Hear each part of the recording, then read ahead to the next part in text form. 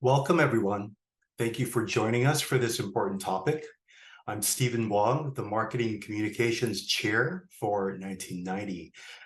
Susana Liu-Hedberg, our Executive Director, unfortunately can't join us today, but we do have this recorded message for you from her. Good afternoon, good evening, wherever you may be. My name is Susana Liu-Hedberg, the Executive Director of the 1990 Institute. We're a nonprofit organization with a mission to foster a better relationship between the United States and China and to ensure equitable treatment for AAPI through education, empowerment, and coalition building. We're an education and information hub for Asian American history and culture through the lens of U.S.-China relations. We curate reference guides, convene and host workshops just like this one, and create content like short-form videos and lesson plans to help educators effectively implement ethnic or AAPI studies in their classrooms. So thank you for joining us today for our Teachers Workshop, Teaching Asian American Narratives Through Literature. We're so thrilled to be able to bring you this workshop as we all navigate different ways to incorporate teaching AAPI issues and narratives into the classroom so that we can ensure all experiences and perspectives are heard and seen. I want to thank our co-sponsors. As you can see, they represent educational institutions and community organizations that share a deep commitment to our vision in recognizing the profound influence teachers have in our communities. They nurture the next generation of leaders and create inclusive and welcoming environments in which a pluralistic democracy can thrive. And as one of our board members says, it really takes a village to uplift all of our community and our voices. Finally, I want to thank our speakers and facilitators today, Noreen Rodriguez, Diana Liu, Courtney Duke, and Kyong Pak. We'll start off our workshop today with Noreen with a deep dive into an overview of what it means to understand and teach about Asian America and how you can learn more about understanding Asian America. Noreen is an assistant professor of elementary education and educational justice in the Department of Teacher Education at Michigan State University. Her research focuses on examining pedagogical practices used by teachers of color and teaching challenging historical topics through children's literature and primary sources. She has published over 36 peer-reviewed articles and book chapters featured in Harvard Educational Review, Journal of Children's Literature, and Literacy Today. She's currently working on a forthcoming project titled Teaching Asian America in Elementary School Classrooms. And prior to her career in teacher education, Noreen was a bilingual elementary school teacher in Austin, Texas for 9 years. Then we'll move on to Diana, who will round out our discussion with teaching through an Asian Pacific Islander Desi-American or APIDA-centered lens, and using the Joylet Club as an example. Diana is a secondary English language arts and English as a new language educator in the New York City public school system, and also a PhD candidate in the English education program at Teachers College at Columbia University. Diana is an adjunct instructor to pre-service teachers. She's a curriculum developer, workshop leader, and serves as a member of several professional organizations, including the Standing Committee on Diversity and Inclusivity at the National Council of Teachers of English. She's one of the NCTE's Early Career Educator of Color Leadership Award recipients. Wonderful. So let's pull up our agenda for the day. I am going to hand it over to Noreen. Welcome, everybody. Hi, so lovely to see so many folks in the room. Working with teachers and doing workshops with teachers is one of my favorite things to do. I'm going to get us started by thinking through what we mean when we say Asian American. What does that even include? Where did that term come from? And then we'll walk through some overview, kind of big picture ideas related to Asian America, and then we'll dive into some conversations around youth literature that is like broadly speaking, and then specifically Asian American. We'll have some recommendations, give you some key points to think about, and then I'll hand it over to my esteemed colleague, Diana. Alrighty, so when we ask the question, who is Asian American, depending on who you ask, you'll get very different answers. So if we think about all of Asia, there's actually several regions that people should consider. North Asia is Russia. East Asia is typically what people associate with Asian America, even though that's only just one portion of the Asian continent. It also includes Southeast Asia, South Asia, West Asia, which is commonly known as the Middle East, and Central Asia. Now, typically, the term Asian American is actually just reduced to 3 of those regions, and that's because of the definition that the census or the federal government has given to Asian American, which only includes East Asians, which I've listed here for you for quick reference, Southeast Asians, and South Asians. So even though Asia is this massive continent that goes far beyond those countries that are listed here, according to census data, it's only reduced to East, Southeast, and South Asia. In today's talk, we will be focusing exclusively on Asian Americans, but often Asian Americans are grouped together alongside Pacific Islanders. And it's really important that we recognize what we mean when we say Pacific Islands. So I've listed those here. But at the same time, that aggregation with Pacific Islanders often means that their stories, their voices, their experiences are lost because they're in so much smaller number compared to Asian Americans in the United States. So it's really important that we find ways to uplift Pacific Islanders. I'm not a Pacific Islander, I'm Asian American, so that's not my work. And I really want to make sure that when it comes to sharing those stories and making those recommendations for teachers, Pacific Islanders are at the forefront of that. At the bottom, there is a new website that just launched called pacificislanderbooks.org, and that's a great place for you to get started if you're interested in learning more about our Pacific Islander siblings. Alrighty, so if we're wondering how many Asian Americans there are today, we're still waiting for that newest census data. But Asian Americans make up just around 6% of the US population, and the 6 largest groups are Chinese, Filipino, Indian, Vietnamese, Korean, and Japanese. By 2050, Asian Americans will number more than 43 million and will account for about 10% of the US population. Asian Americans are the fastest growing immigrant group in the United States. We've outpaced Latine, and surprisingly, while most people would expect Asian Americans to live in the West, the largest growing populations after the West are in the South. And then there's also lots of populations in the Northeast, and growing populations in the Midwest. So it's not just on the West Coast. Asian Americans are all across this country. And oftentimes we tend to focus just on the coast when we teach those stories. So it's important to remember that we also include those Southern and Midwestern narratives. Now, while Asian American has become a category that we often fill out, whether it's on the census or on paperwork for a job, it's actually a term that emerged from a socio-political consciousness. It was coined by activists Yuji Ichioka and Emma G when they co-founded the Asian American Political Alliance while students at the University of California, Berkeley in May of 1968. And they were really deliberate in calling it the Asian American Political Alliance versus the Chinese American or Japanese or Filipino American Alliance, because they wanted to bring together a coalition of multi-ethnic Asians who had a variety of ethnic, geographical, socioeconomic, class, and immigrant backgrounds, but often faced the same kinds of racism and discrimination in their daily lives.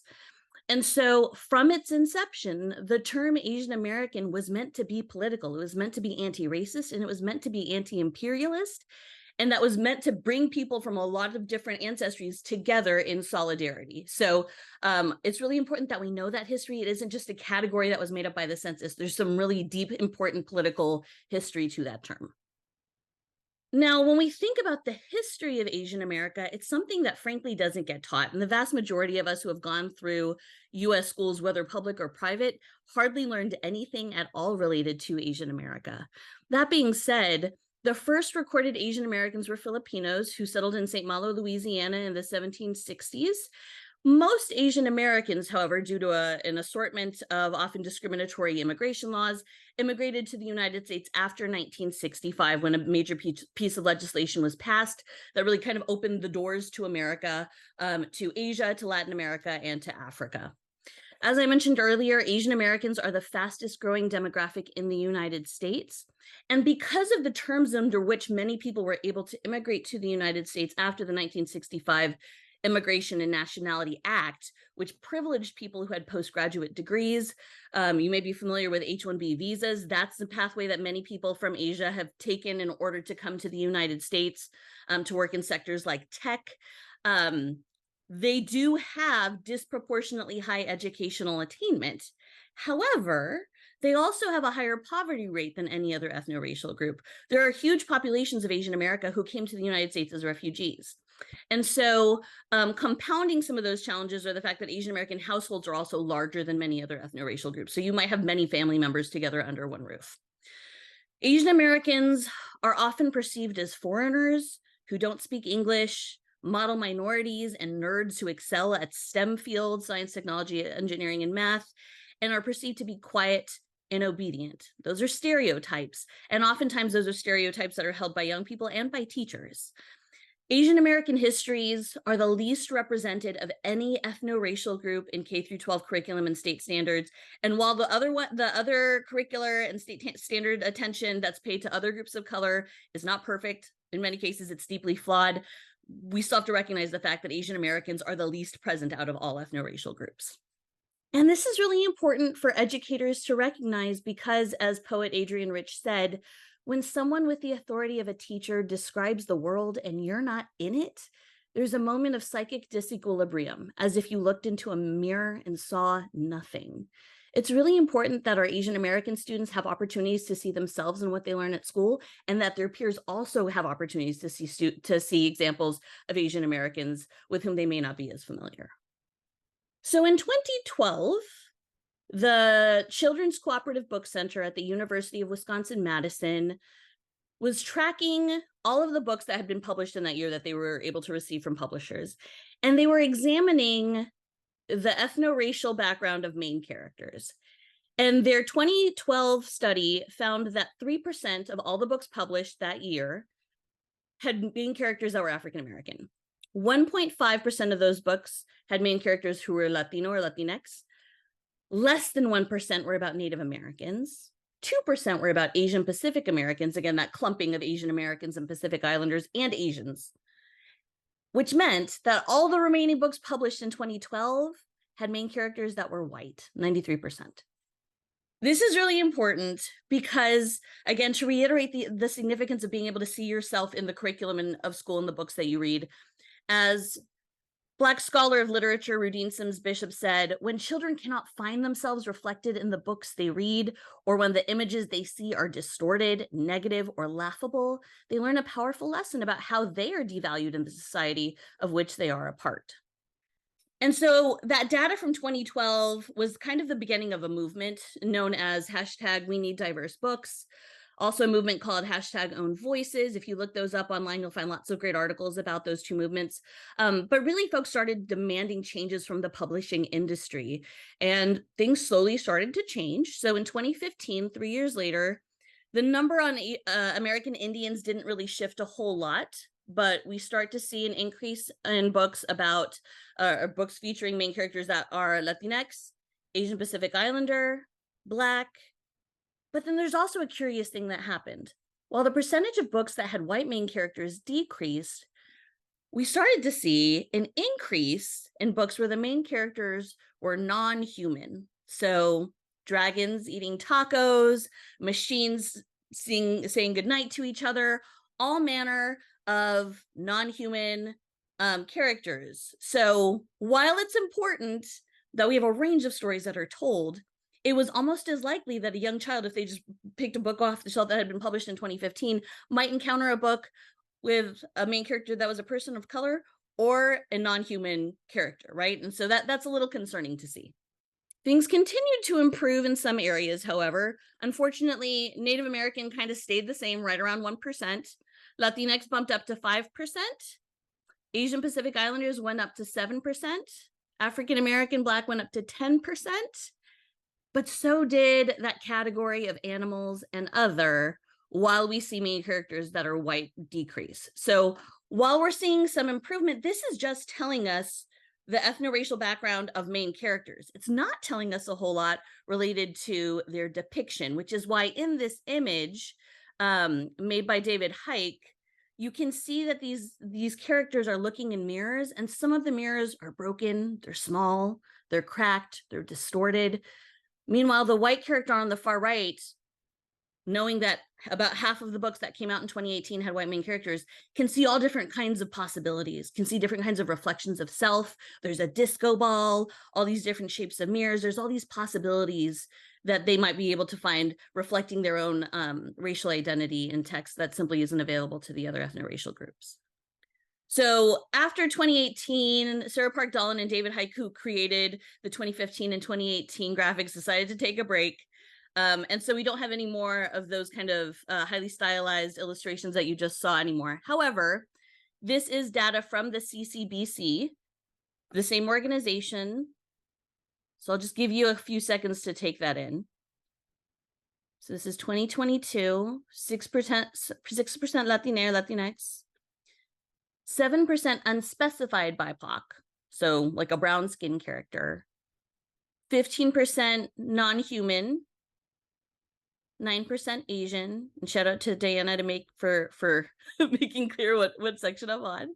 1% Indigenous, still holding steady at that 1%, unfortunately. 12% Black, African American, 6% where it's just a diverse group, so there's not like a central singular character, 29% white. And then we start to see some distinctions where we can identify characters that are Arab.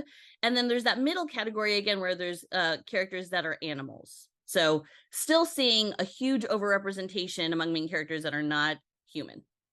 So while Asian American representation in youth literature is increasing, we still need to make sure that those representations are accurate, that they're culturally authentic, and ideally they're written by people who understand Asian and Asian American cultures, rather than folks who are kind of outsiders looking in and making some assumptions about how things might be.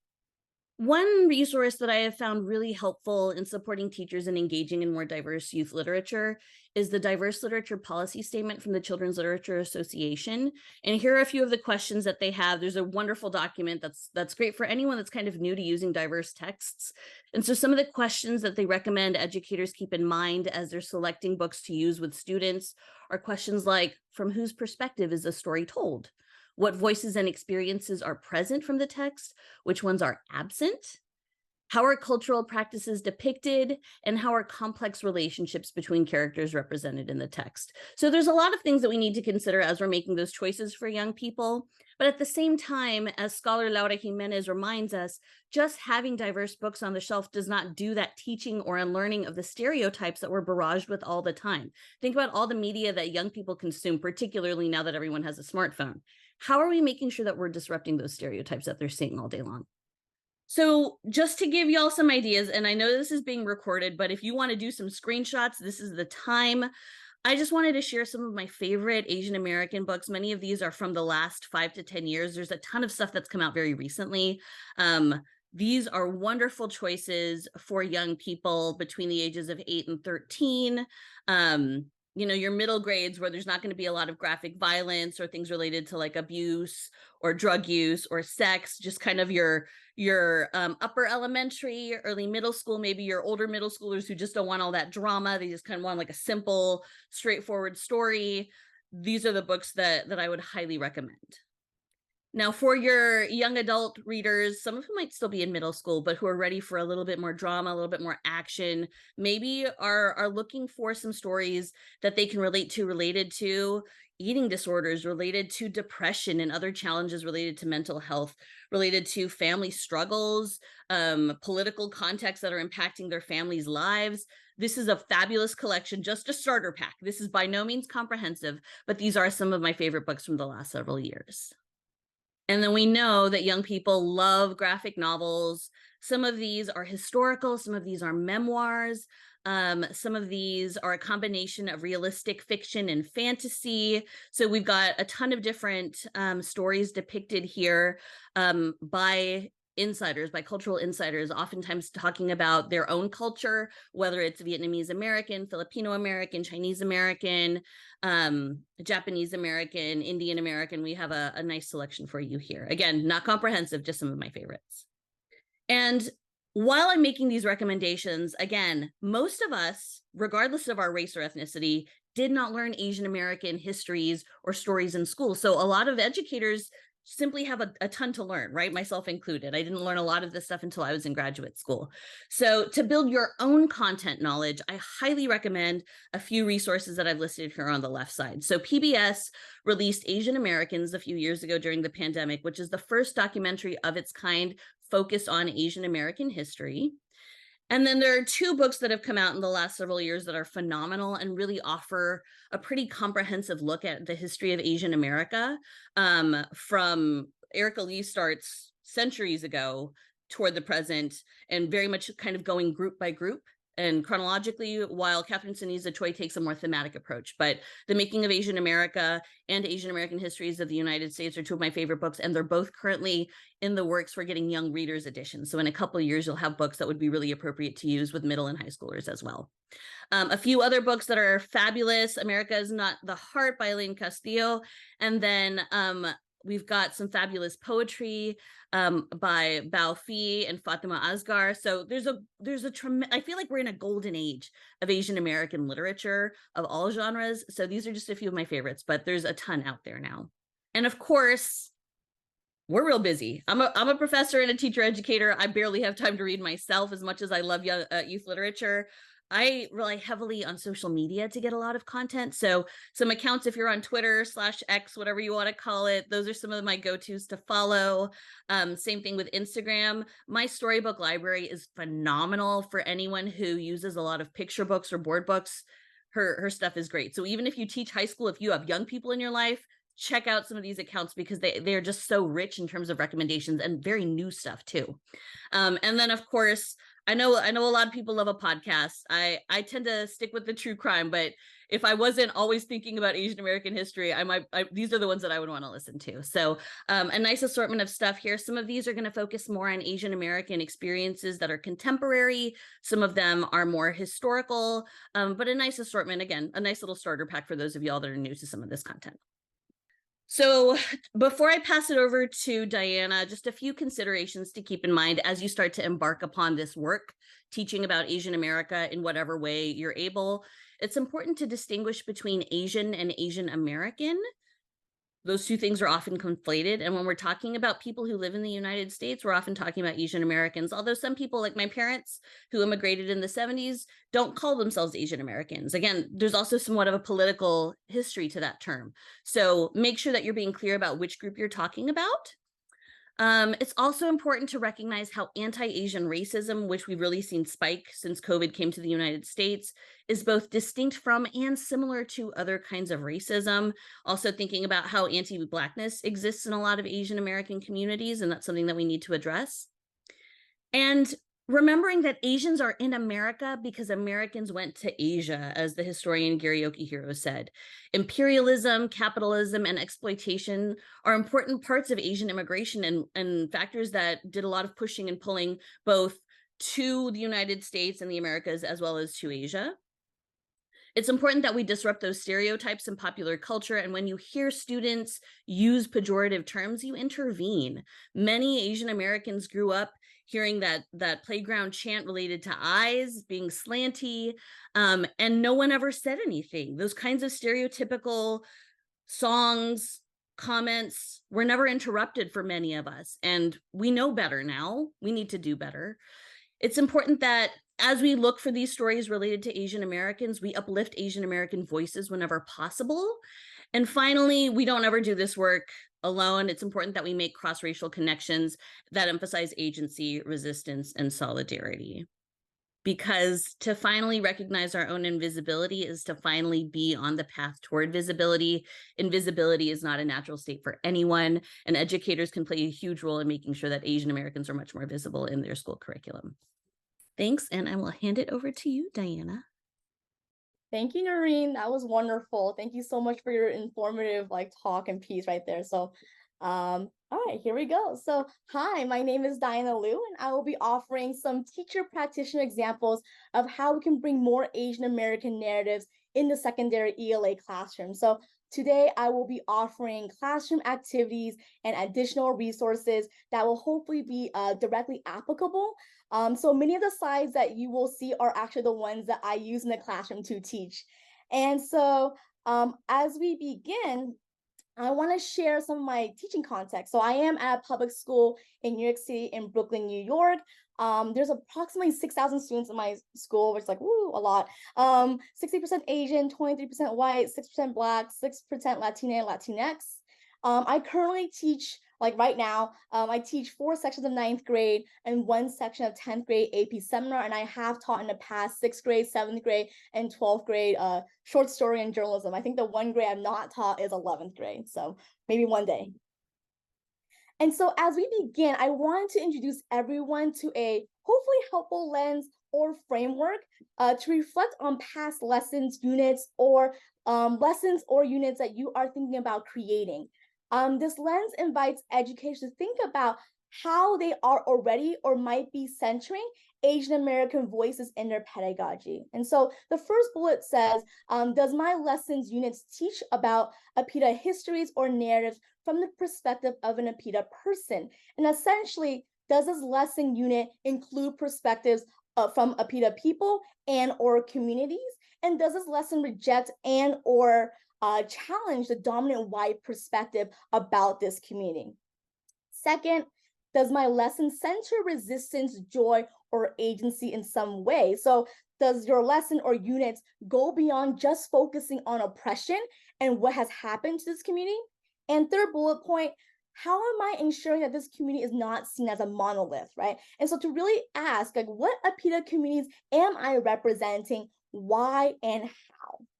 And so hopefully these questions will guide us through today as I share how I teach the Joy Luck Club by Amy Tan. I purposely picked this text not only because it's a commonly taught text at the secondary level, but to also show the ways in which we can expand and complicate our reading and teaching of a classic text.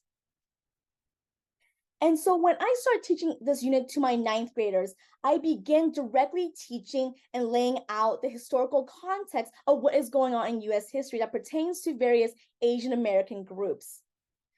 And so because the Joy Luck Club takes place in multiple time periods, and as you can see, like the 1930s, 20s, 30s, 40s, 50s, 60s, and the 80s, there's a lot going on in US pertaining to various Asian American groups. And by directly teaching these events, it invites discussions with students on the multiple historical narratives that are so integral about various Asian American groups that I think are really important to mention. And so here, like, I have some events, but not even close to the various pieces of Asian American history that's so rich and so important to like directly teach our students in the classroom. And so in particular, I really want to zoom on 2 pieces of laws.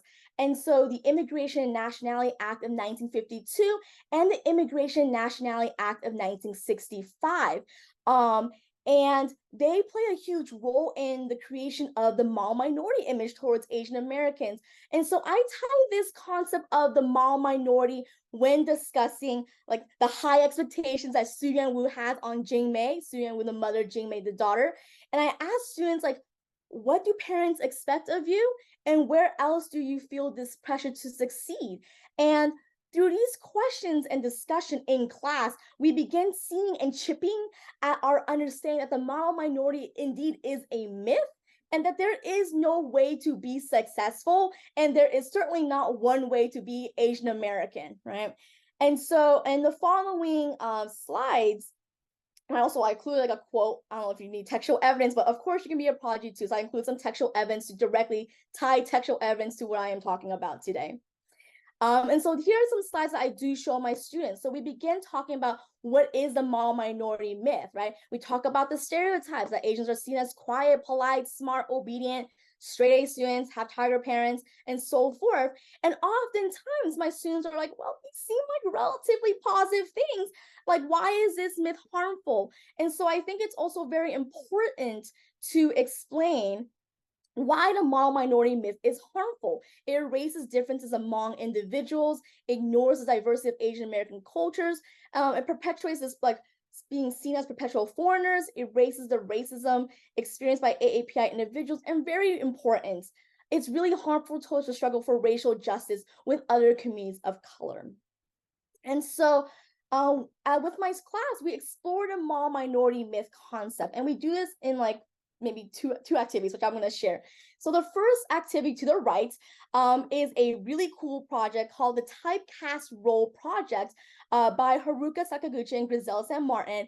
And they are photographers where they asked people who, I guess they are not so famous actors, but they are actors nonetheless. And they asked them, like, what are you typically typecasted as, like in movies? And they take a picture of what they're normally typecasted as. And as you see on the left, they're normally typecasted stereotypically as doctors and nerds, right? And then on the right, they asked them, like, what would you wish if you could have any role in movies? What would you like to be typecasted as? And the person on the top was like, I want to be like a hero, a superhero. Like, why can't I be a superhero? And so they costumed them up to have this kind of like ability to imagine like these other possible typecast roles. And on the bottom, the guy was like, I want to be a wizard. Like, how hard is it to be a wizard and to imagine himself in a fantasy world? And so we really explore this central question of what is the role of media in kind of perpetuating this small minority myth. And another activity that I will mention is that sometimes I have students look at like the very short video clips, like for example, Shang-Chi, and ask them like, okay, so what is media doing to continue to perpetuate these small minority stereotypes? And how are they trying to break and counter certain stereotypes that exist? And essentially, I am trying to build the students' digital critical literacies, right? And ultimately, the question begins to get to the larger question of who gets to control the narrative.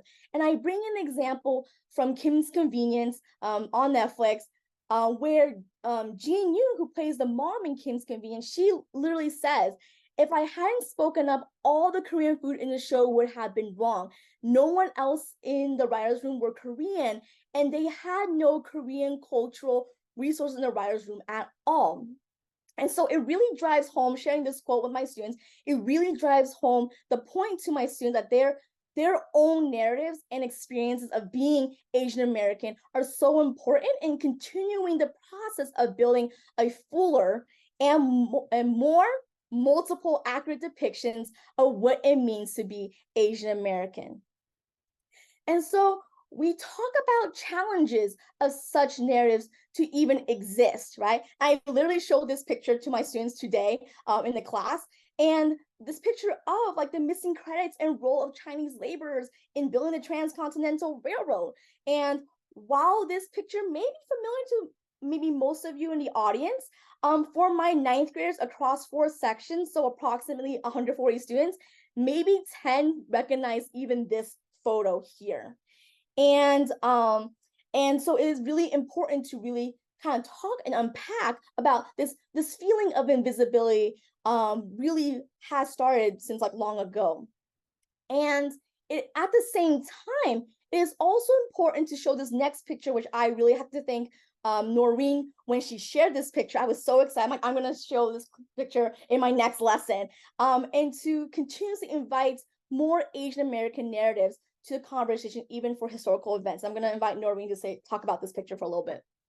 So the image that Diana just shared that was black and white was taken in 1869 at the completion of the Transcontinental Railroad, where, as you saw, no Chinese were present despite being 90% of the Central Pacific workforce. So in 2014, famed Asian American photographer Courtney Lee, who passed in 2021, decided to create this act of photographic justice. So he brought together the direct descendants of Chinese railroad workers to recreate that picture taken at Promontory Point, Utah, that excluded the Chinese. And now we see a picture where Chinese are centered, right? And so really kind of flipping that narrative and finding ways to actually deeply recognize those contributions that, in this case, Chinese Americans have made to the nation. And it is also important to mention like examples of Asian American resistance while learning about Asian American history. I think that is to just create more complete pictures, right? So it isn't just about like learning oppression, about their oppression. And so in a similar way, I tie this in with the Daughters of the Joy Luck Club in analyzing their characters. And so they are not just passive, docile, submissive daughters. Like, how are they also resisting within their mother and daughter relationships in their unique context? And so in particular, with Tate V. Hurley and Wong Kim Ark's efforts, we are allowed to go to school in the U.S. and have citizenship because we were born in the U.S. And I told my students that today, and they're like, "Oh my gosh, thank you, Wong Kim Ark." And so that is like two examples, so many examples of like Asian American resistance and activism. And I want to share this resource because the May 19 project, found by filmmaker Renee Tajima Pena and writer Jeff Chang. This video is one of my students' favorite videos, so I had to like share it with you all, where they learn about Yuevang Lee, a Hmong American, and her efforts in solidarity and activism with George Floyd's family in really engaging in these cross-cultural connections. And these are literally like the questions I ask my students when showing this video. And again, this can be connected back to the Joy Luck Club when discussing the topic, of reconciliation, navigating tensions between two seemingly different groups that may seem miles apart when actually there is a long shared history, right? And I feel like this can be discussed even with like in a more micro level with like the daughters and the mothers. And I include this quote here, like, and after I played them both a few times, I realized they were two halves of the same song. And so I want to also share teaching with the Joy Luck Club, right? And in continuing in making these cross-cultural connections with Joy Luck Club, I also have engaged my students in activity by reading a short essay by one of my favorite people, Audre Lorde, and one of my favorite short essays, "The Transformation of Science into Language in Action," right? And so we first, with my students, unpack like Audre Lorde's identity, her intersectional identities. There's again multiple parts, right, to consist of a person's identity, and her concern with silences, right? And then we begin to talk about like what are the possible silences they may encounter at school. And again, I hear these stories from students where they're like, "Oh, I'm in math class and my math teacher just passes over me thinking I don't need help," right? And hearing, as Noreen was saying, teachers also need to kind of reflect and unpack certain stereotypes that they may hold of Asian American students. And so I have my students write in a character, one of the characters in the Joy Luck Club, like the mothers or the daughters, right? And I have them write like to Audre Lorde, like imagine they're writing like advice or questions to Audre Lorde, like, what is going on in your mind? What are you wondering? Name the silences, the things that you have not like spoken about that you want to maybe speak about to your daughters, right? And then I collect all the letters and I redistribute them, and then they take the role of Audre Lorde. And so as Audre Lorde, how would she write back and respond using citation and textual evidence from the essay? What would she recommend to the daughters or mothers, and why, right? And what would she also caution them to be careful of while trying to reach across these like language communication barriers? And this continues to get at the heart of the ideas of miscommunication and the never-ending efforts to try to reach across different generations and cultures, and the exploration of the concepts of intergenerational trauma and silences as a way to name them and to heal from them. Another activity that I do, I literally bought like a bajillion of these cards, the parents are human cards, and in these like box of cards, and they come in like a variety of languages, which is good. And they are like task cards that you can ask or do with your family members, parents, or guardians. And so, for example, I put the picture right here on the left, like what are the most important lessons you want to pass on to the next generations? And they have like little chili peppers for like the level of difficulty of how deep you want the conversation to go and what kind of brave conversation you want to have with their parents. And so I asked my students to engage in like a little very mini podcast project with their parents or guardians to, as an attempt to, like, if they don't really talk to them about deep things, now is the time because there's an assignment for it.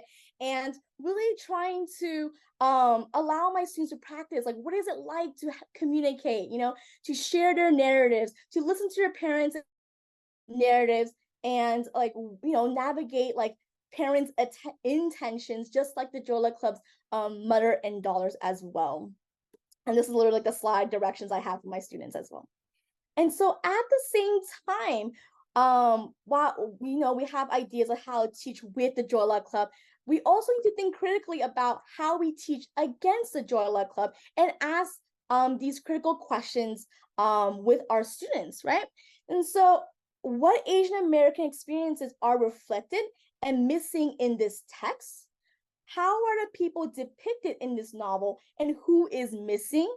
And what stories can we bring in that go beyond depicting Asian Americans as defined by like an immigrant experience? Because not all of your students, and definitely not all of my students, or their parents or their grandparents have an immigrant experience that they can talk about because they've been here for like many generations.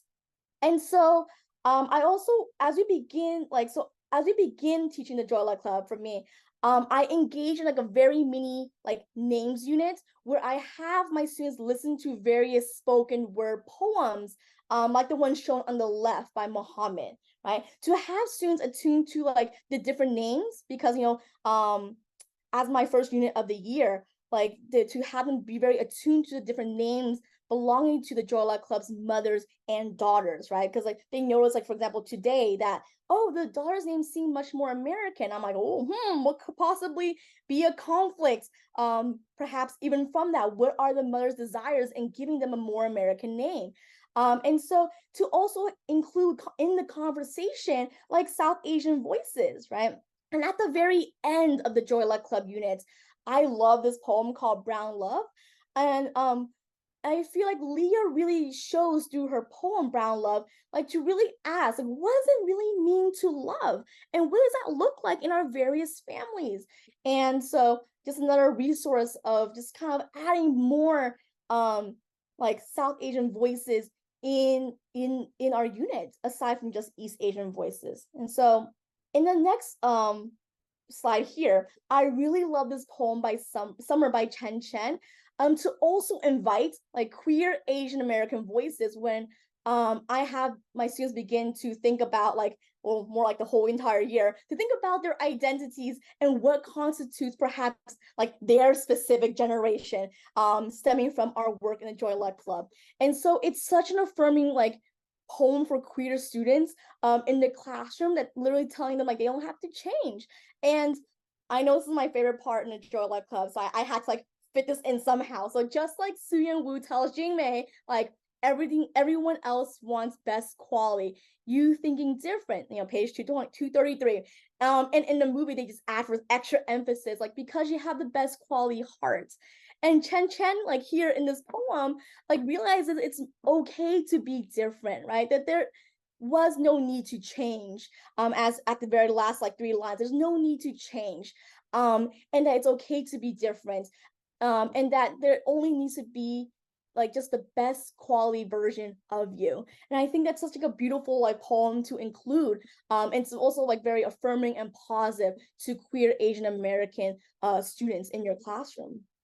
And I also really want to share this TED Talk in particular by Gina Rosero, a Filipino American transgender model. And through her TED Talk, she really mentions like the power of when your mom is your like biggest supporter and ally, right?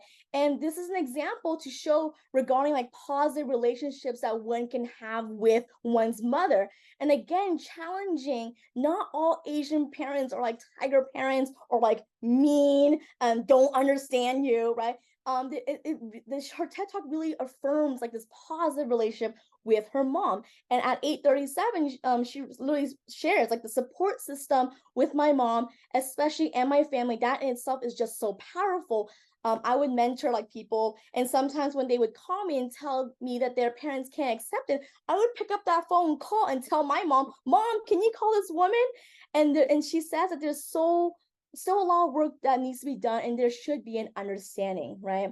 And so I think that this is also a very beautiful example to show of a very affirming relationship of a mother and a daughter.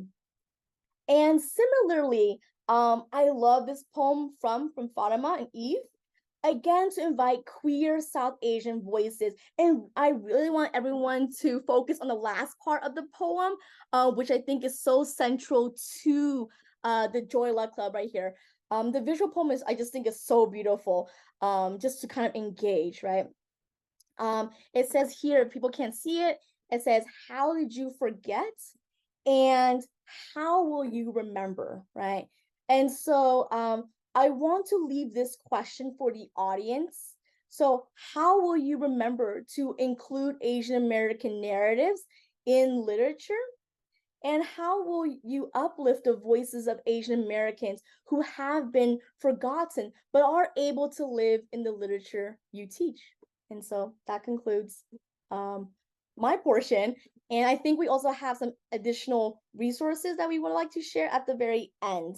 And so we can take some questions. And Noreen, do you want me to share the resource at the very end too? The slides? I don't even remember what we put. Well, here's our information. And I think we had some like engaging questions. Oh, okay. Yeah, we had some guiding questions for engaging students. We have the recommended book list. And this is like beautifully put by Noreen. So thank you. And I think that is it. So we can take some questions now, if anyone would like. I will stop sharing screen. Thank you so much. That was both inspiring and motivating. Now we are going to move into the discussion and Q&A session. And I believe we will have more members join us. But let me just read through this. So in this session, we're going to have our panelists, and we'll start with a few questions that we have already received through registration. For audiences, please feel free to use the Q&A or the chat function to type in your questions. Please also feel free to share your thoughts, share your suggestions and resources with one another. As we build this community, support you, our educators. There are over 20 states represented today in attendance, including 2 other countries. So this should be a very robust dialogue. In this section, we're joined by 2 head voice school teachers, Courtney, an English teacher and assistant of upper school, and Kyong, a history teacher and global studies coordinator. And with that, we are going to open the floor to the discussion.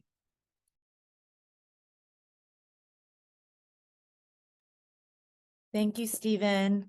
And thank you to Diana and Noreen. Oh my gosh, that was just such a wonderful and informative presentation.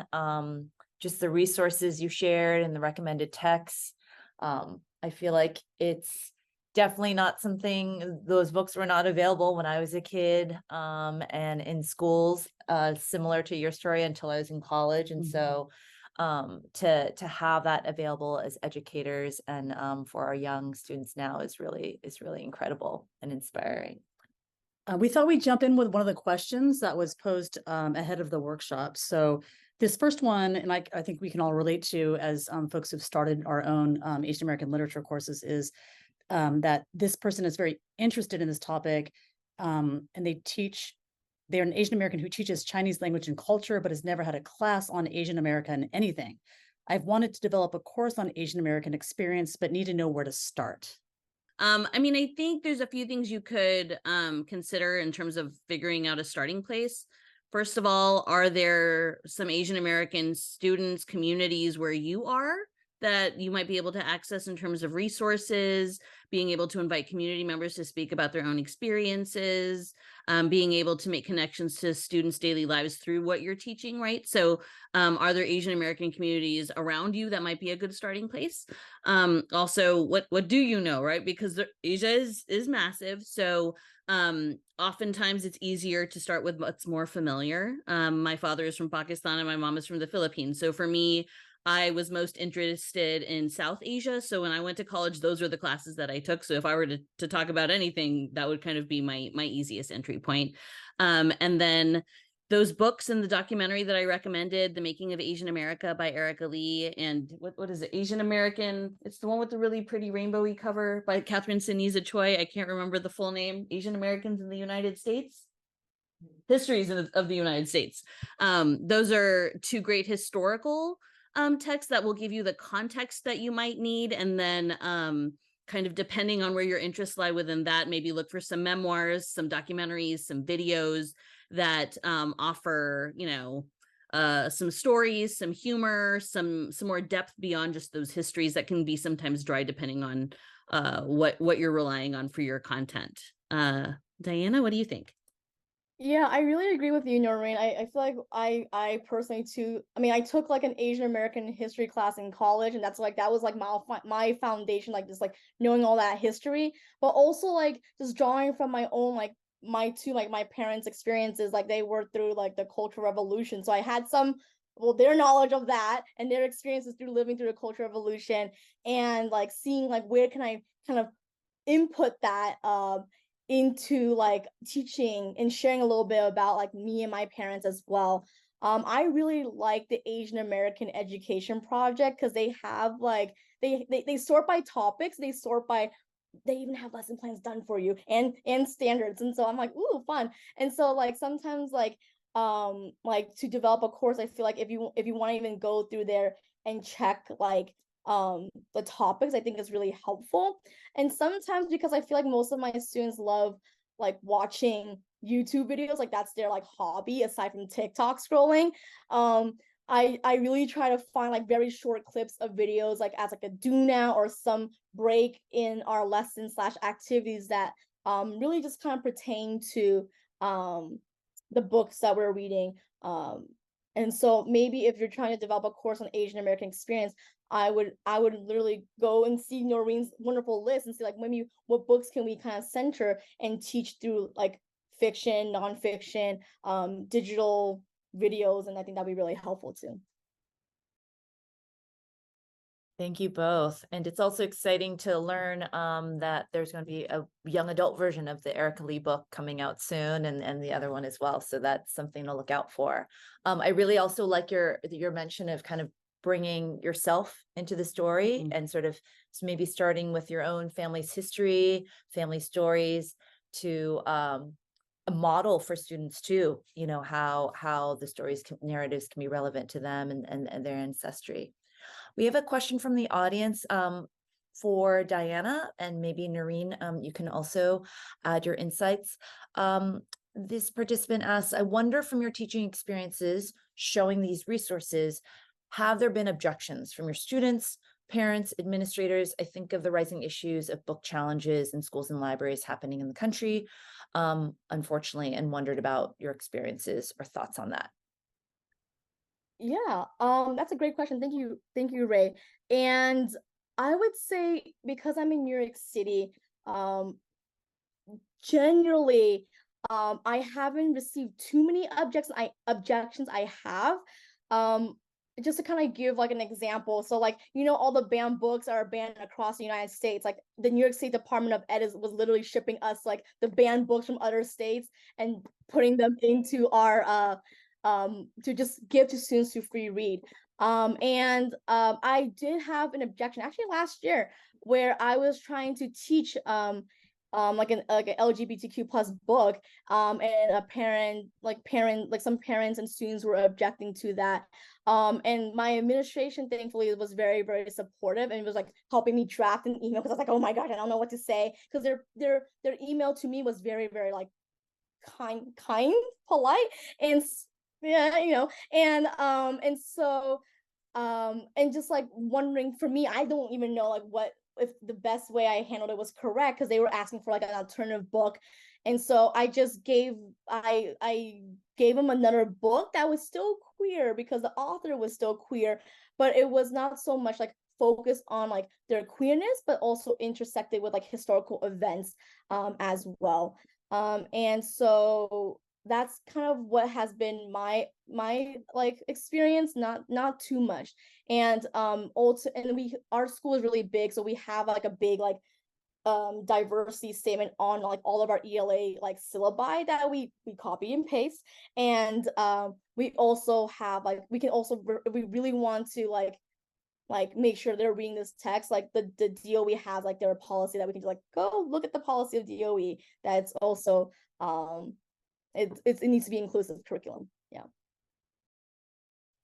So I'm from Texas, and while my classroom teaching experience was not in the last couple of years, since all of these book bans have kind of swept the state and started taking place across the nation.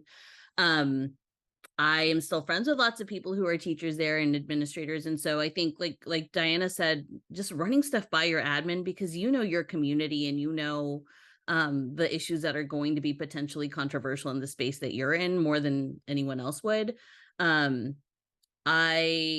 I also am a social studies educator, and I believe that in order for the young people that we serve to be active citizens of our pluralist democracy, they need to be exposed to diversity of experience.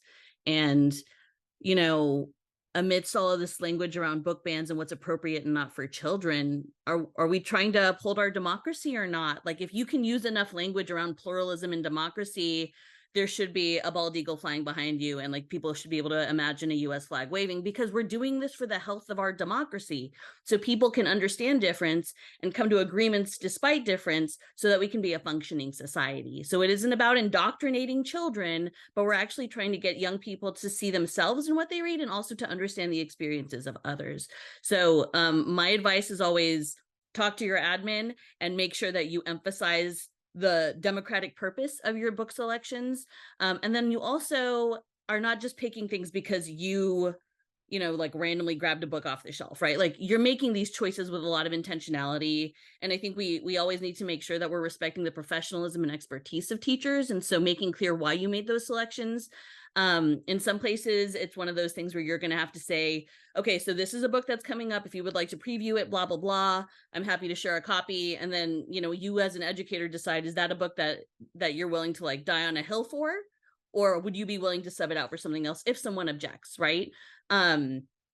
Or is this one of those, like, math teachers don't have to give warnings for what they're going to teach. I, as a qualified, certified, experienced language arts educator, also don't need to apologize or warn people before I teach what I teach. Although in some states, like, you really, you can't always hang your hat on that one, like Texas. You can't necessarily expect that to support you. That being said, I'm going to put a couple websites in the chat. This first org is super active in Texas. So if you're in a very conservative state where a lot of these book bans are happening, Freedom is a wonderful organization that's pushing against these book bans, as is PEN America, and they both have tremendous resources, as does the American Library Association. They actually have stuff that teachers can use to defend their book choices. So if you need a little bit of professional organization, highly written out and organized justification for your choices, they have resources ready to go for you. And it looks like there are some resources being shared in the chat as well, from participants and Diana. So thank you for that. Noreen, I also came from a school in the South, and now I'm in the East Bay, so it's very different communities. But I guess another question I had that follows up is, what about when you're working on a team and you might be the only person on your team who identifies as Asian American and wants to include material in the curriculum? How then do you navigate that with your colleagues? So I actually had a great conversation about this with a South Asian American teacher in New Jersey last week. And she was getting pushback. And Connie, if you're still in the audience, I'm sure you know exactly what I'm talking about. She was getting pushback because she wanted to add the namesake to their required reading in I don't remember which year of English class it was. And her colleagues were like, but we already have Sherman Alexie. We already have a diversity text. And it's like, okay. But again, like, I think that democratic pluralism argument can be really important, right? And particularly if you think about who students are, like, will students understand this experience that's shared in this book if we don't make it something that's required, make it something that's centralized in our teaching? So, I mean, I think as much as we can make it not about ourselves and our own identity, but about how it benefits students and how it's actually serving a greater purpose, that's more in alignment with like the purposes of the course, or like the mission and vision of the school, whatever it is that you can attach it to, so that it's not about you as an Asian American wanting to shove an Asian American book into the selections, right? Like, no, this is about our pluralist democracy and making sure that our students understand a range of ethnicities and races, some of which they may belong to and some of which they don't, right? So this is about the students. Yeah, I would also add, thank you, Noreen. Yeah, when you asked that question, I grinned because I was like, oh yeah. Like, in our English department, I am I'm trying to count. Like six of 44. Six Asian Americans, 44 English teachers. And so like when I first started at my school, we had the Joy Luck Club and the American Born Chinese.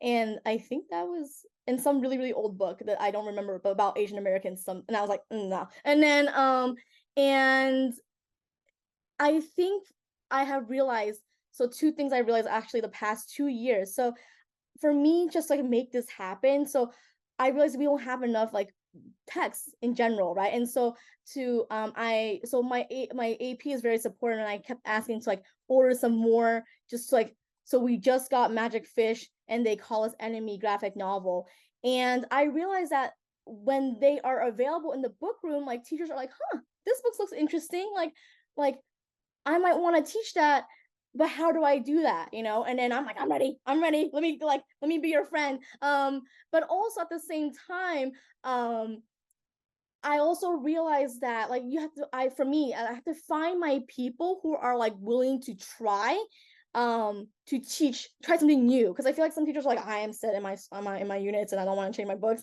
and then there's like some people who are like, I'm willing to like collaborate and co-create like units if you're willing to help. And then I'm just like, that's fine too, and then we exchange like resources and just kind of like find that group. So right now I have like 6 people who are really like kind of committed to just trying and like being okay and just like asking, because sometimes I feel like teachers are like, I don't want to ask, like I don't want to ask, like I don't know what I'm doing, and I'm just like, that's okay. So I think that the English department culture is really nice, and that so it creates like an open space to ask. And yeah. Thank you for that. If there was like a nodding your head icon on the Zoom, I think there were a lot of us on the who kind of felt, kind of understand a bit, sort of been in those spaces, right? Where we are either the only, right, or one of a few. And just looking at the statistic that Noreen shared, 2% of the US teacher workforce identify as Asian American. That is really, that could be isolating. You mentioned the graphic novel American Born Chinese, and I think some people in our department have also sort of grappled with either using it as a text. Currently it's in our middle school English curriculum, and I guess just asking the both of you, what strategies do you use, or what recommendations do you have to teach a text that uses satire and sometimes very overt, racist slurs, caricatures, that really is intended to confront the stereotypes and dismantle the stereotypes against Asians, but maybe is sort of hard to, especially for a younger audience, like middle schoolers, with a text like American Born Chinese. And could we address the same questions and themes in a text that doesn't have as much of that kind of satire? Okay, I'll go. I was like, wait, Noreen, do you want to take this question? So I haven't taught American Born Chinese yet, and so but for me, if I were to teach it, because I have some of my colleagues who are teaching it, I think how I would approach it is to really begin to kind of explain and teach like the history, like where has this satire begin, right? And then again, we can tap into like, where has there been like movies and films that really perpetuate this kind of stereotype, and even like, where does it come from, right? And why do we have these certain stereotypes? So I feel like I would personally build a very large historical context and knowledge, just kind of explain like, why is this like being depicted the way it is, where does it come from, and then model the language in which to use with our students to how to talk about that. I think that like oftentimes we're just like, don't say this, or like this is just bad, without really giving the rationale and full explanation to the students, which I feel like that even at middle school level, I think they definitely could benefit in learning why. And I think that aside from the fact that not just saying, oh, like I feel like that when the characters in the American Born Child, like not just like, oh, that depiction is racist and like end the conversation there, but like why? Like where does it come from? What's the historical roots where it stems from?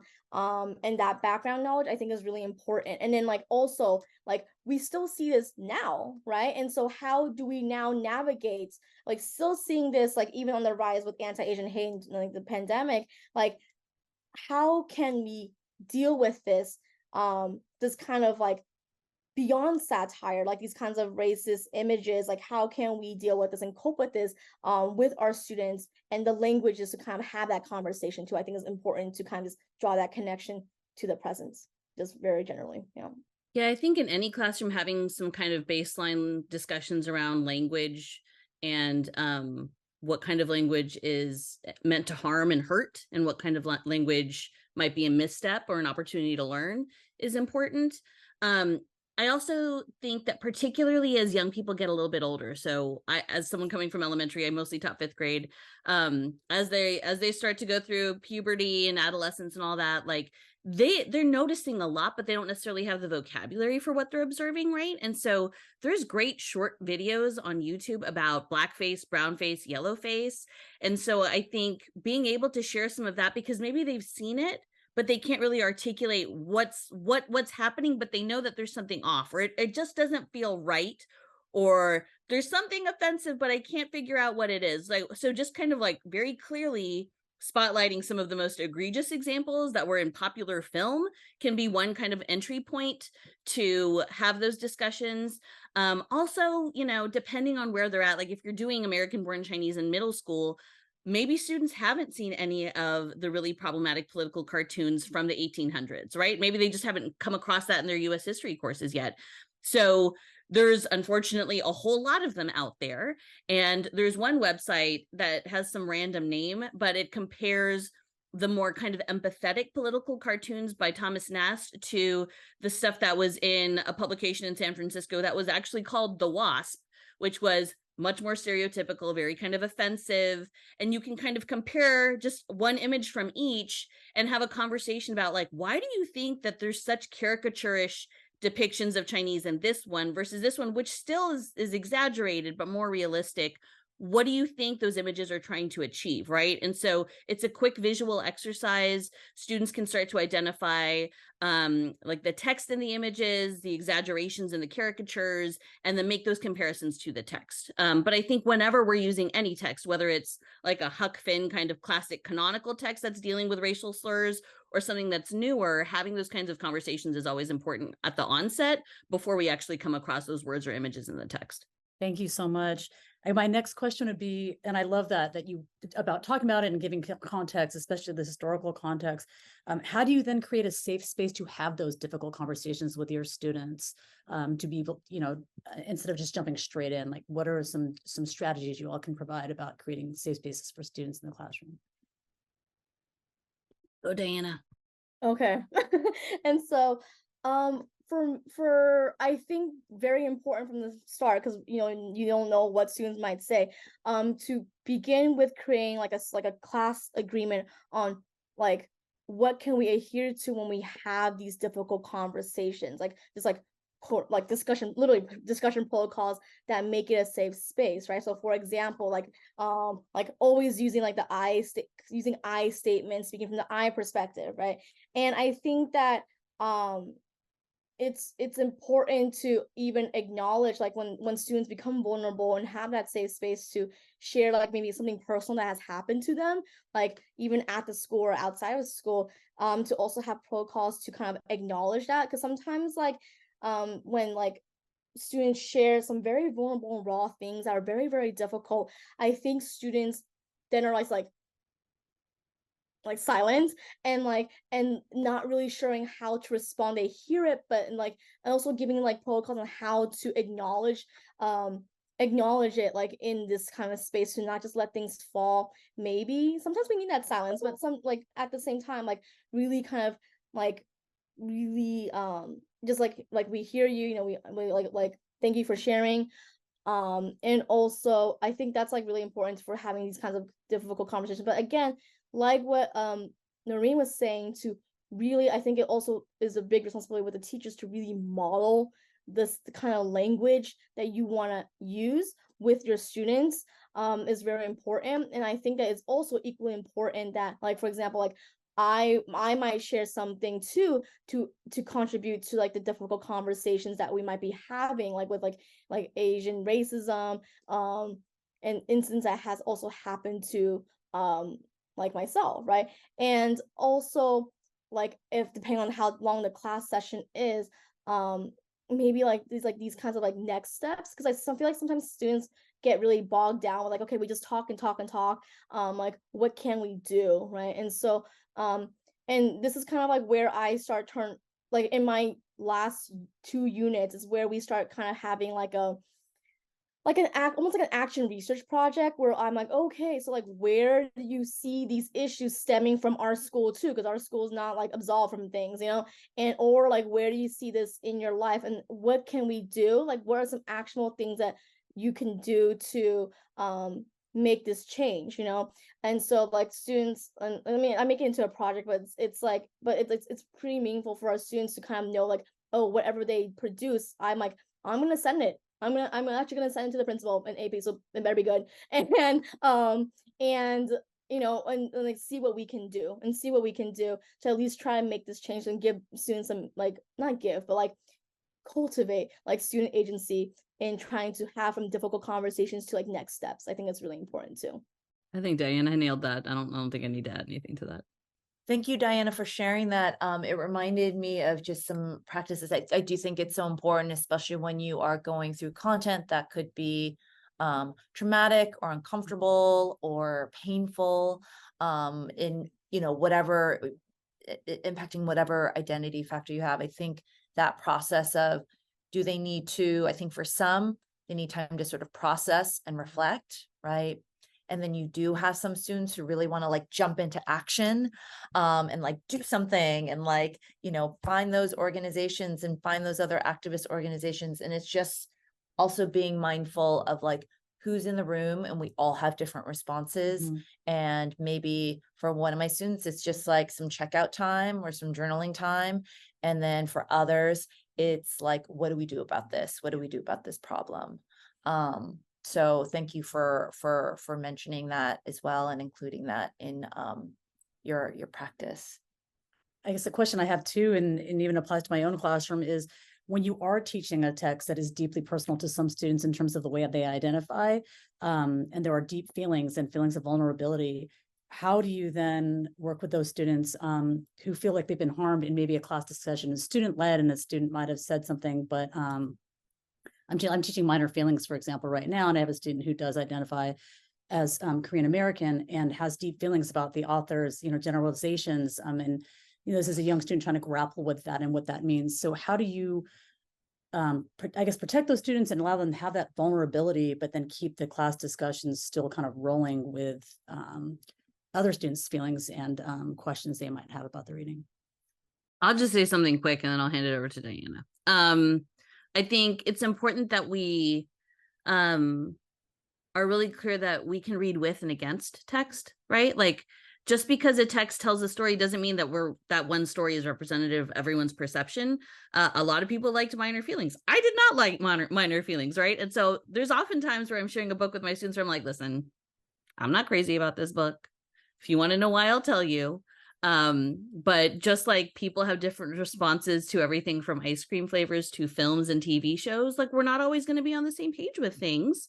But like, what textual evidence can you have for this claim that you're making? Do you have an offering that might add nuance to this thing in the book that you're taking issue with, right? So then maybe inviting students to bring in media, stories, something else that can add nuance to a thing that they find problematic or inaccurate or offensive or whatever it is, right? But like making that a conversation rather than a condemnation, because you can read a book and not like it and still learn something from it. And even if you don't like it, it can still push you into understanding a point of view or perspective that is not like yours, or that is simply just going to push you to think about something a little bit more deeply. Yeah, and if that particular student is having like really strong feelings towards like minor feelings, and I think also I want to chime in, like the fact that you're teaching minor feelings, yes. And then I wish we can teach that in a high school level, not yet, but I feel like for a student, for me, like initial like reaction is like I want to have like a one-on-one conversation with that student first, and just be like what are you feeling, why are you feeling this way, what do you wish like the students could know, right, or do understand, like where is this like tension between like you and other students in the classroom. And then like, and I because I want to see like what the students' understanding is too, right? Like as Noreen was saying, like what is students' understanding? What is their maybe interpretation of Kathy Park Hong's like words? And then you know, I would either, if the students like sentiments are like it's like valid and great and wonderful, I think it's important then to be like, okay, then like do you mind if we have this discussion then in as a larger classroom? Would you be comfortable with that? And can you share like whatever bits and pieces that you feel comfortable sharing with me to the class? I think it's very, very insightful. And then putting the student as like the one who teaches, right, and who leads maybe a conversation, and then you can back it up with like your teacher slides and whatever the student says, and like yeah, or like again like adding that kind of nuanced understanding or perspective to understanding Kathy Park Home, because again like we always want to add nuances to the text, and I don't, and always like I would say, just to emphasize, to never have that student feel like they're the only ones feeling that way and that something must be wrong because they're the only ones feeling that way. I never want to have any of my students feel like they're isolated because of like a different perspective.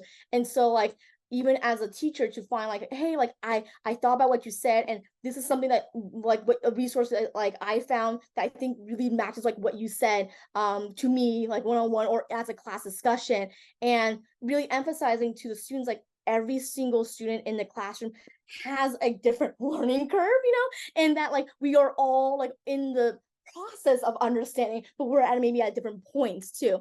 And so, and just having an open mind, they might not get it overnight, they might not even get it in a week, you know, and but then like if we continue to have these conversations like of various iterations throughout the year, then maybe at the end when we come back and revisit these conversations, that maybe there's something might have changed and shifted in their perspectives, or even the students themselves that's like grappling with minor feelings. Yeah. Thank you. Appreciate that. Yeah. And just kind of just emphasize, because Noreen mentioned it, and that's why I was just so impressed, Diana, when you talked about teaching with and against Joy Luck Club. Like that just really, like, I think confirmed, right, when we do have a text that's either challenging or there's like so many different responses and reactions to the text, is like you're still making space for those who are like, well, this is missing, or I don't agree with this, and this is what I would include, or and this is why. I think that's a really very clear framework, right, when teaching a text. So thank you. One thing we were talking about is you mentioned using the Thomas West and the WASP comparison, Noreen, and then we were just discussing like how do you incorporate that historical context into your teaching practices. I was thinking about books specifically like Fred Korematsu Speaks Up, about Japanese internment camps, or Inside Out and Back Again, about Vietnamese refugees experience. So in what ways do you bring in, is that at the beginning of the lesson? Do you kind of sprinkle that in throughout your teaching through the unit? What are ways in which teachers can bring more historical context to the curriculum? I mean, I think a lot of it depends on who you're working with. So I know some folks that are working on a new Asian American Studies course in Texas, and they have students who are sophomores, juniors, and seniors, and some have taken US history and some have taken world history. So as they're learning about, we just observed a lesson on Angel Island. Some students knew about Chinese exclusion, but most of them didn't, or they knew about opium wars leading to Chinese immigrating to the US, and many didn't. So I think in some cases, if it's a topic that like similarly, the juniors may know because they've taken US or world history, but the sophomores might not, right? Kind of depending on the nature of the class you're teaching. You know, just doing some little like understanding their prior knowledge, however you want to activate that, right? I've seen folks when it comes to something that is often not taught in a lot of depth. So for example, Japanese American incarceration. I observed this one teacher who, before she read a book about it, she just started with primary sources and she did what she called a picture flood, where she had all these printouts from the camps and from the places where they were kind of transferred to the camps, like that transition space, the assembly centers. So she just had all these different pictures from across that time period of imprisonment. And she just spread them out and she asked students to just generate questions like, what are you wondering? What are you noticing? And before they started reading the book the next day, she began with their questions. So then as their questions were addressed in the text, they were like definitely like on the edge of their seats waiting to find the answers to these questions that they already had in their minds, versus if you just kind of start off with the book without contextualizing it, they're not going to be engaged in the same way, right? But for some things, you have to give a little bit of context, right? Like to read Inside Out and Back Again, which starts right before the fall of Saigon, you can't just like drop them into that without having any conversation about like what is happening in Vietnam the second that you open the book. So I think it's going to be dependent on the text, dependent on your students. But there's a lot of really incredible ways that people do that. And I think in some cases, depending on the topic, you might just be able to play a short video from like history.com or from like an excerpt from the Asian Americans documentary, and then have a conversation about what students know, what questions they have, and then kind of jump in and then add that context as you go. So for example, for Inside Out and Back Again, I think you would have to contextualize the Vietnam War so that they understand what's about to unfold in the first few chapters, but then maybe don't get into refugee resettlement very heavily until you get to that part of the book and kind of pair that, right? So you could get into some of like the introductory chapters where that starts to happen, and then kind of pause and say, all right, so now we've learned about a new part of history, and just to make sure that everyone's clear on it, we're going to watch this section on refugee resettlement from Southeast Asia from the Asian Americans documentary. Now we're going to look at a few poems or like some spoken word poetry by these descendants of Vietnamese refugees. Okay, so now that we have a little bit of an understanding of what that experience was like, we're going to come back to the book and we're going to learn about how Ha experienced the life in the camps, right? So I think you can take a variety of approaches, but a lot of that's going to depend on like, do your students even know this historical context? And when it comes to Asian America, they probably don't, right? Because it's just not attended to. So I think trying out a variety of strategies, and some students are going to be really into the primary source work and others not so much. So kind of like figuring out what your students are most into and kind of going with that. Sorry, Diana, I see in the chat, bringing in the story of Estelle Ichigo. Was that, I'm not familiar, was that the spouse or the partner? Yeah. Like who was white, and then like what happened to her, I think during in Heart Mountain, Wyoming, right? And that story too, to just add more nuances in like the stories of Japanese American culture. And I think she has beautiful paintings, right? Of like Heart Mountain, Wyoming. And I think it's like whenever like I have a picture of like Estelle Ichigo and her husband, I'm like, what do you notice about this picture? And they're like, she's white. And I'm like, yeah, it's okay. And then what else, you know? Like what? And then I'm like, what do you think happened like during the Japanese American like incarceration? Like what happened? What do you think were her decisions? And it was like a very interesting conversation even around that too, and just kind of having again more cross-cultural connections. Yeah. Thank you for sharing those recommendations, especially with the topic of World War II and Japanese American incarceration. There's such rich archives, right, of the photographs and documentary films and primary sort of first person accounts, and so it's just a really well of resources I think that we can tap into. I think we are wrapping up. Sorry, I'm just looking at the chat. There's tons of texts and resources that participants are sharing as well. I think there were also questions about how to access your specific books too. And I wanted to make sure we hit that question up. I think is that going to be sent out? I believe that's going to be sent out in a follow-up email though. Is that correct? The resource Stephen. library.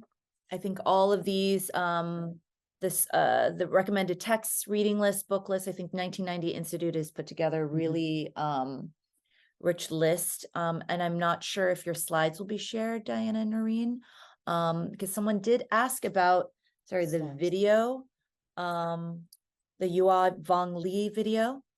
Diana, I don't I know included if, the link. I'll include it again for the May 19 project. I like love these videos so much. I was like, this is because they're really short. And so if you have a 40-minute, 30-minute period, like the videos are like 2-3 minutes, like a great for a do now. Like wonderful. thank you both. We feel really honored Yes. to be in conversation with you tonight, and we'll pass it over to Stephen. Thank you to all our panelists. That was really engaging, and I can see there's going to be follow-up. And also thank you to all the participants. It's been an enlightening session for all of us. Here are some additional resources, as promised. We will put these up along with the presentation deck onto our homepage and into our reference library. We should be able to do that in a few days.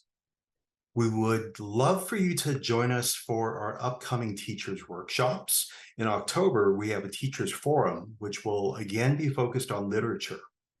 And in November, we will have media narratives, which was touched on today as well.